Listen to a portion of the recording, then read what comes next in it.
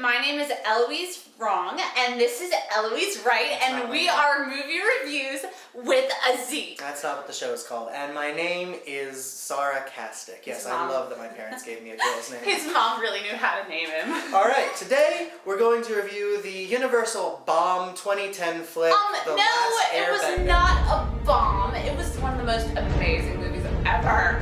And Rachel Ron is like totally one of my favorite directors. The Sixth Sense kind of blew, but everything else was like totally great. I think I just died a little bit. The movie is an adaptation of the popular animated cartoon Avatar: The Last Airbender. Which sucked. Damn, like they finally got everything right in this film. Like everything right. Let's get started. Why are the stars water? Shouldn't they be fire? This already makes no sense.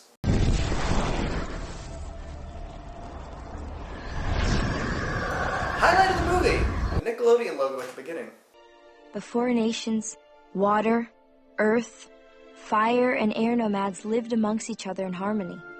Oh my god, a tech scroll! Only good movies start with this. The Avatar was the only person born amongst all the nations who could master all four elements. And they're telling us all the backstory like instantly. Oh my god, I already know what's going on. With the spirit's guidance, the Avatar kept balance in the world. I love exposition!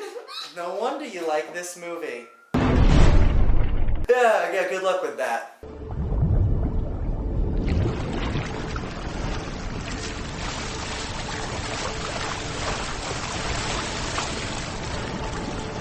You know, this reminds me of something. Silver ball in the air, see it glow everywhere. Nickelodeon, here we go, Nickelodeon. Oh my god, it's the splat from Nickelodeon. Mind blown. That wasn't what I was referencing. Did you see the same clip that I just played? No. My mother was taken prisoner and killed when I was young. In this time of war, food is scarce. My brother and I often go hunting for food. Oh my god, more exposition while they walk. Walking is so interesting. There's something under there.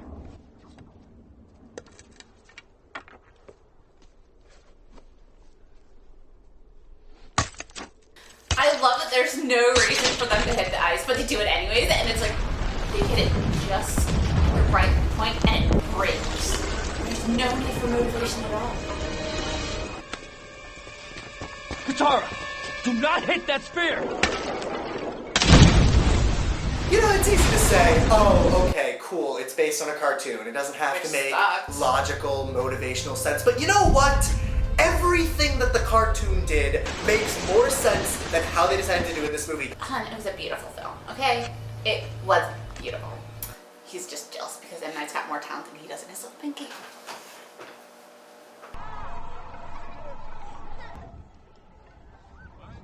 Oh my god, did you see his tattoos? They're such a cool design. They should be blue. Tattoos aren't blue, you know. How'd you get all the way out here?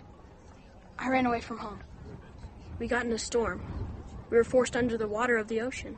Oh, I see. And then the Fire Nation attacks.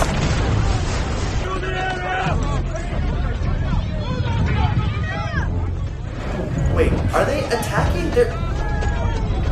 They're kind of just running around.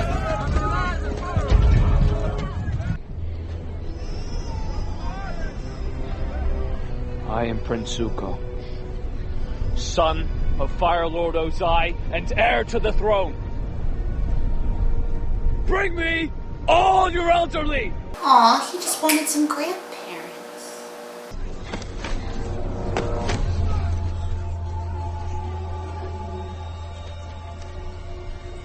Who are you?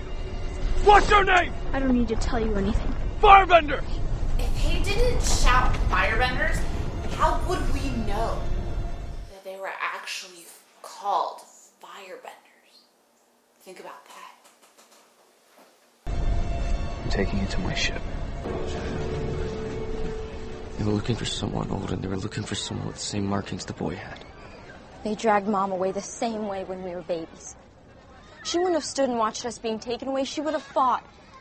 We found that boy. He's our responsibility. We should fight. What would you do if they tried taking me away? I'd kill them all. Have you noticed that all of the dialogue scenes are just basically pointing the camera at the actors and letting them go, probably on the first take? Hey, Qatar is totally selling it. And I mean, so is Soka. I mean... It's Sokka. No, it's Soka. Duh. And where the wild things are.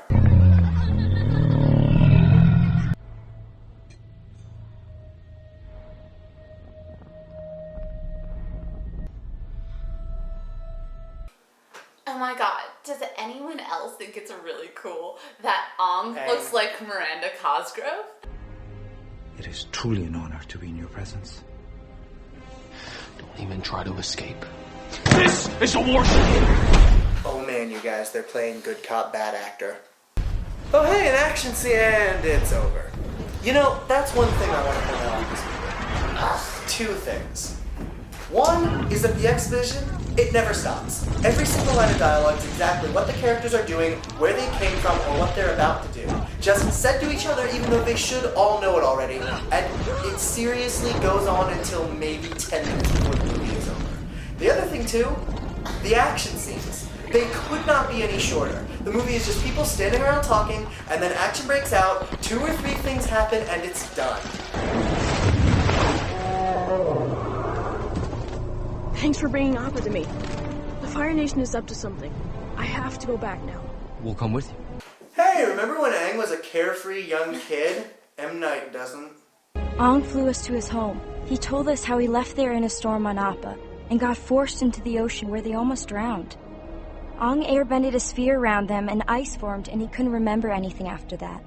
Double exposition, it's my favorite! We already knew this was happening, but they're gonna tell us again. Is it okay if you tell me your name? The monks named me Aang. No, they don't. Okay, guys! Enough! Your friends were monks? I think you're in that ice for almost 100 years. You're lying!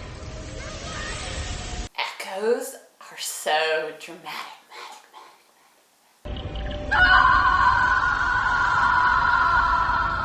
Why has nothing happened to that skeleton in 100 years? Because bones are made of plastic. Duh. Sara! Stay away from him!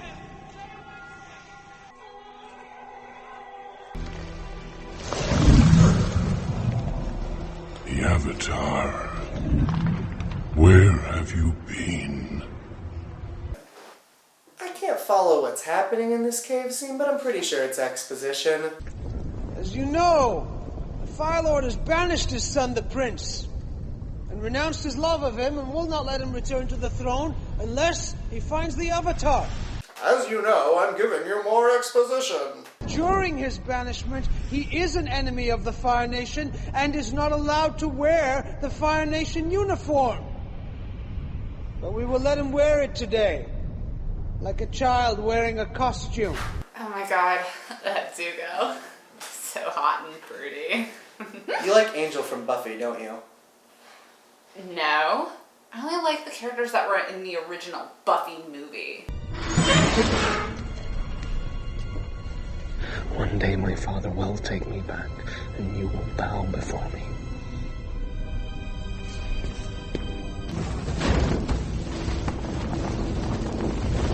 Blowing off steam. Get it?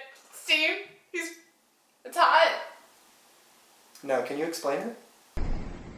You know, my grandma thinks because you're an airbender that you could be the Avatar. So, are you the Avatar, Aang? No drinking game! Take a shot whenever they say Aang, Sokka, or Avatar. You know that's the right way to say it, right? That child is being arrested. For what? He was bending tiny stones at us from behind a tree. It really hurt. He can bend earth? Earthbending is forbidden in this village. No one is taking anybody away. She's a bender.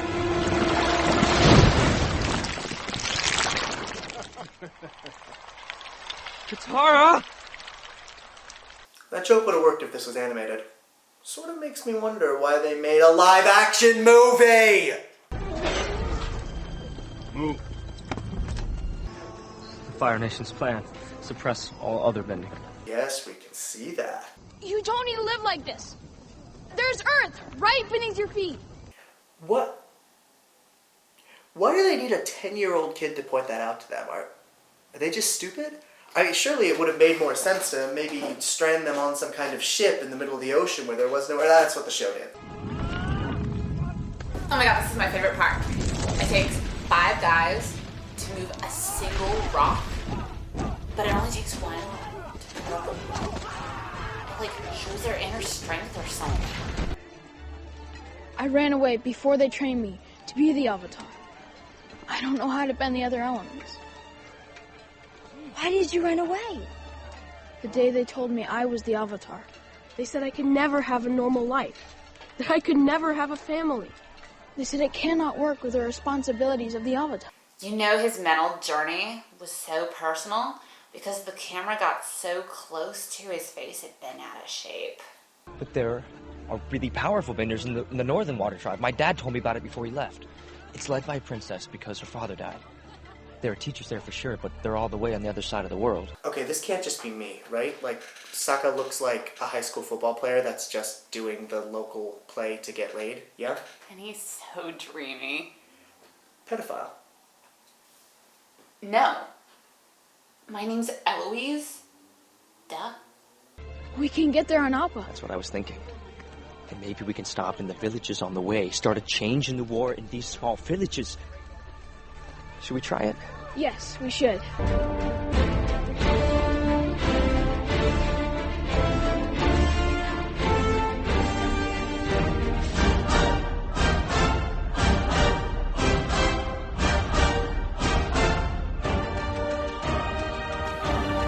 Wow, this montage is sure nothing happening, eh? More walking!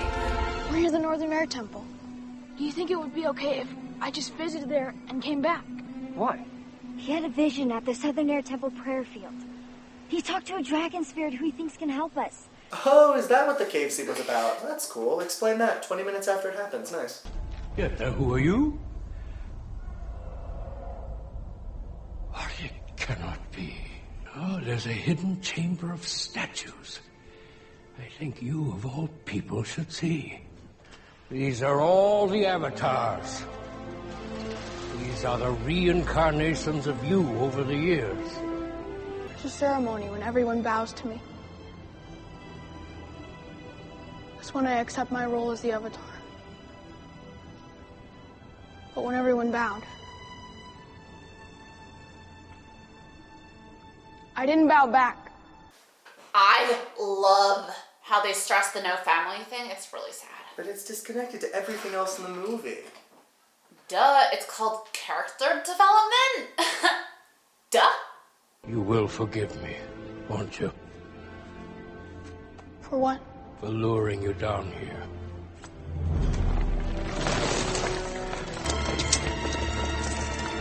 Wait, how did he set up that trap? Does he have a cell phone? To ensure our reign and the downfall of our enemies, I am sending a personal message. Oh boy, Catwoman's in this. Wait, stop! Stop!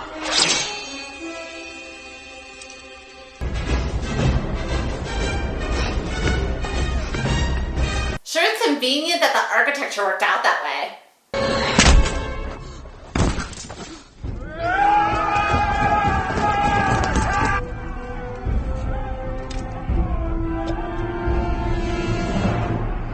Wait, that's that guy? Well, he's been in like 2 scenes before this. I mean, I could see why he wouldn't like the Fire Nation. They treat him like shit, but I mean, literally, he's barely been in this movie.